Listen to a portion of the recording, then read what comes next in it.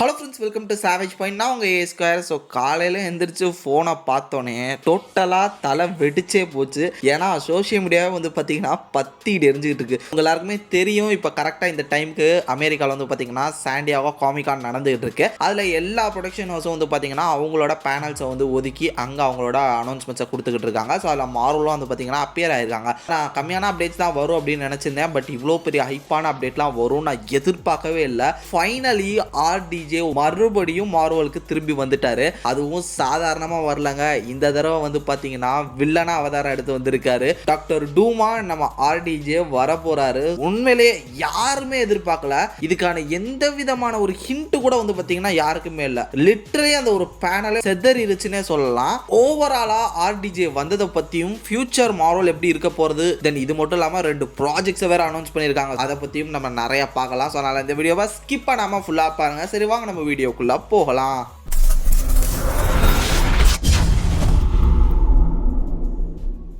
இப்போ நடந்திருக்கக்கூடிய இந்த சாண்டியாகோ காமிகான்ல நிறைய அப்டேட்ஸ் மார்வல் வந்து அவங்களோட பேனல்ல அப்டேட் பண்ணாங்க. முக்கியமாக ஃபேண்டாஸ்டிக் 4, அதுக்கப்புறம் தண்டர் போல்ட்ஸ், ஃபியூச்சர் ஃபிலிம்ஸை பற்றினா பல அனௌன்ஸ்மெண்ட்ஸ் வந்தது. பட் எனக்கு ரொம்ப பிடிச்ச பார்ட் அந்த ஒரு அனௌன்ஸ்மெண்ட்ஸ்லேயே வந்து பார்த்தீங்கன்னா RDJோட கம்பேக். அவர் அப்பியர் பண்ண வச்சது வந்து உண்மையிலேயே பிளாஸ்ட். ரூசோ பிரதர்ஸ் மறுபடியும் ரிட்டர்ன் பண்ணிட்டாங்க. அவங்க தான் வந்து பார்த்தீங்கன்னா 2 அவெஞ்சர்ஸ் ஃபிலிம்ஸ் எடுக்க போகிறாங்க. ஒன்று அவெஞ்சர்ஸ் டூம்ஸ்டே, இன்னொன்று வந்து பார்த்தீங்கன்னா அவெஞ்சர்ஸ் சீக்ரெட் வார்ஸ். கிட்டத்தட்ட இன்ஃபினிட்டி வார் கேம் மாதிரியான ஒரு விஷயம் நினைக்கிறேன். இப்போதைக்கு வந்து பாத்தீங்கன்னா இயர் அனௌன்ஸ் பண்ணிருக்காங்க 26, 27. பட் எனக்கு தெரிஞ்சு டிலே ஆக வாய்ப்பு இருக்கு. ஏன்னா இவ்வளவு ஒட்டி வர வாய்ப்பு இல்ல. இப்போ இப்படி சொன்னாலும் லேட்டரா maybe VFX work, shooting work அதுன்னு சொல்லிட்டு அது டிலே ஆக வாய்ப்பு இருக்கு. அது எனக்கு இப்பவே தெரியுது. இருந்தாலும் ஃபைனலி இந்த சாண்டியாகோ காமிகான்ல வந்து பாத்தீங்கன்னா அதை அனௌன்ஸ் பண்ணிட்டாங்க, ரிவீலும் பண்ணிட்டாங்க. டாக்டர் டூமா நம்ம RDJ தான் ரிட்டர்ன் ஆக போறாரு. நம்ம மனுஷன் வந்ததும் சொன்னாரு பாருங்க, 2 வரினாலும் தாறுமாறா இருந்தது. New mass but same task அப்படின்னாரு.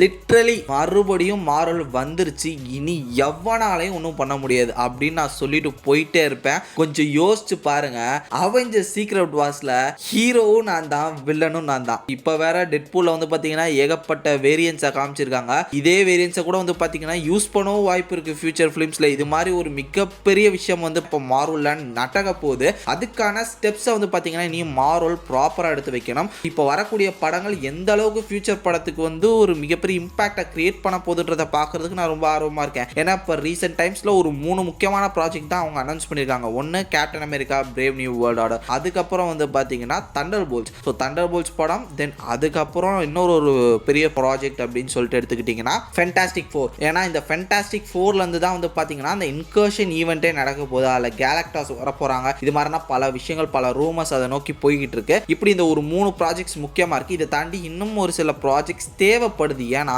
அவெஞ்சர்ஸ் ஃபிலிம் வந்து பார்த்தீங்கன்னா 2026 வரப்போகுது. இது 2024. அப்படி பார்க்கும்போது இன்னும் ஒரு வருஷம் தான் இருக்கு, ஒரு 1.5 வருஷம் இருக்குன்னா இதுக்கிடையில நல்ல நல்ல ப்ராஜெக்ட்ஸ், முக்கியமான ப்ராஜெக்ட்ஸ்லாம் வர வேண்டியது இருக்கு. என்ன பண்ண போறாங்கன்னு தெரியல மார்வல். இந்த ஒரு 3 படங்கள் தான் வருது அப்படின்னாலுமே அதுல வந்து ஃபியூச்சர் அவெஞ்சர்ஸ் ஃபிலிம்கான ஹிண்ட், லீடு வந்து கொடுக்கணும். மேபி இதுக்கு இடையில லோக்கிக்கு 3rd சீசன் ஒன்று கொடுத்துருங்கடா எப்பா. ஃபைனலி மல்டிவர்ஸ்குள்ள வந்து போயிட்டாங்க. ஆனா அந்த மல்டிவர்ஸ் ஆடியன்ஸ்க்கு வந்து பழக்குங்க. ஏன்னா இப்பவே நீங்க அதை வந்து பழக்கப்படுத்தினாதான் அது அவெஞ்சர்ஸ்ல வந்து அது ஒரு ஹைப் ஆகும். இப்போ டெட்பூல் அண்ட் வூல்வரின் படம் பார்க்கும்போது ஓரளவு மல்டிவர்ஸ் கான்செப்ட் என்னன்னு தெரிஞ்சிச்சு, என்ன மாதிரி இருக்குன்றது உங்களுக்கு புரிஞ்சிருச்சு. இது மாதிரியான ப்ராஜெக்ட், இது மாதிரியான விஷயங்கள் பார்த்து அது என்னன்றத ஆடியன்ஸ்க்கு வந்து பழகணும். இன்னொன்று கனெக்டிவிட்டியை ப்ராப்பரா கொடுக்கணும் அப்படின்றத நான் மார்வல்கிட்ட கேட்டுக்கிறேன். ஒரு படத்துக்கு இன்னொரு படத்துக்கு ப்ராப்பர் டைம்லைன் கனெக்டிவிட்டியை வந்து பார்த்தீங்கன்னா கெவின் ஃபெகேவே இறங்கி அனௌன்ஸ் பண்ணாதான் உண்டு. ஏன்னா என் கேமுக்கு அப்புறம் எந்த டைம்லைன்ல என்னென்ன நடக்குது அப்படின்றத வந்து பார்த்து தெரிஞ்சுக்கிறதுக்கே வந்து பார்த்தீங்கன்னா இங்கே பல பேருக்கு பைத்தியம் பிடிக்குது. முக்கியமாக லோக்கி சீசன் 2 அதில் அது என்ன மாதிரியான டைம்லைனை கிரியேட் பண்ணியிருக்கு, என்ன மாதிரியான பிரான்ச்சஸை உருவாக்கியிருக்கு, இது மாதிரியான பல கேள்விகள் இருக்கு. எல்லாத்தையும் ப்ராப்பராக லீனியராக எப்படி ஃபேஸ் 1 to ஃபேஸ் 3 வரையும் நமக்கு ஒரு ப்ராப்பர் ஐடியா இருந்ததோ அது மாதிரி இதில் ஒரு ப்ராப்பர் கனெக்டிவிட்டியை வந்து கெவின் ஃபெகே நமக்கு கொடுத்தா சூப்பராக இருக்கும். சீக்ரெட் வார்ஸ் வந்து பார்த்தீங்கன்னா ஒரு பிளாஸ்டாக தான் இருக்க போகுது. இதில் நீங்கள் என்ன ஹென்ரி கேவில்லாம் வொல்வரினா பார்த்துட்டு நீங்கள் ஃபயர் விட்டுருக்கீங்களா, ஒரு ஒருவேளை சீக்ரெட் வார்ஸ்னு வந்துச்சுன்னா அயன் மேனே என்னென்ன வேரியண்டா வருவாரு, டெட்பூலா நடிச்ச ரேன் ரெனால்ட்ஸ் என்னென்ன வேரியண்டா வருவாரு, நம்ம ஹியூ ஜாக்மேன் கண்டிப்பா வரப்போறாரு, இப்போ ஹென்ரி கவலும் வந்துட்டாரு. யோசிச்சு பாருங்க, அவ்வளவுதான் முடிஞ்சு அப்படின்னு சொல்லலாம். அந்த ஒரு ப்ராஜெக்ட் வந்து எப்படா வரும்னு பார்க்கறதுக்கு நான் ரொம்ப ஆர்வமா இருக்கேன். ஸோ ரூசோ பிரதர்ஸையே மறுபடியும் கொண்டு வந்தது ஒரு மிகப்பெரிய நல்ல விஷயம். ஏன்னா அவங்க 2 பேரும் வந்து பார்த்தீங்கன்னா சீக்ரெட் வார்ஸ் அந்த காமிக்ஸோட ஃபேன்ஸ்ன்னு சொல்லியிருக்காங்க. இது மட்டும் இல்லாமல் சீக்ரெட் வார்ஸ் எடுக்கிறது தான் எங்கள் கனவுன்னு சொல்லியிருக்காங்க. Avengers infinity war and end கேமை வந்து பார்த்தீங்கன்னா சூப்பராக ஹேண்டில் பண்ணாங்க இந்த 2 டேரக்டர்ஸ். அதனால் டெஃபினட்டாக இவங்ககிட்ட வந்து இந்த படத்தை இந்த ப்ராஜெக்டை ஒப்படைக்கிறது வந்து நல்ல விஷயம் தான் எனக்கு தோணுது. ஸோ மறுபடியும் மார்வல் வந்து பார்த்தீங்கன்னா ஒரு நல்ல ஃபார்முக்கு அப்படியே கொஞ்சம் கொஞ்சமாக வந்துகிட்டு இருக்காங்க. இதை அப்படியே பார்த்து பத்திரமா சீக்ரெட் ஹவுஸ் வரையும் கொண்டு போயிருங்கடா எப்பா அப்படின்னு கேட்டுட்டு உங்களோட தாட்ஸ் அண்ட் வியூஸ் என்னன்றதா மறக்காம கீழே கமெண்ட் செக்ஷனில் மென்ஷன் பண்ணுங்க. நான் நிறைய ட்ரெய்லர் கிளிப்ஸ்லாம் வரும், நிறைய ட்ரெய்லர்ஸ் இதில் ரிலீஸ் பண்ணுவாங்க. முக்கியமாக தண்டர் போல்ஸோட ட்ரெய்லர் கிளிப் இதெல்லாம் ரிலீஸ் பண்ணுவாங்களா நான் எதிர்பார்த்தேன். பட் அதெல்லாம் நான் எதிர்பார்த்த விஷயங்கள் எதுவும் நடக்கலை. இட்ஸ் ஓகே, பரவாயில்ல. ஃபைனலி இதுவே போதும் எனக்கு. ஆர்டிஜேவை கொண்டு வந்து காமிச்சிங்களா, அந்த ஒன்னே போது, இதை வச்சே நான் 1 மாதம் ஓட்டுவேன் அப்படின்ற மாதிரியான ஒரு சாட்டிஸ்ஃபை ஃபீலிங் எனக்கு வந்துருச்சு.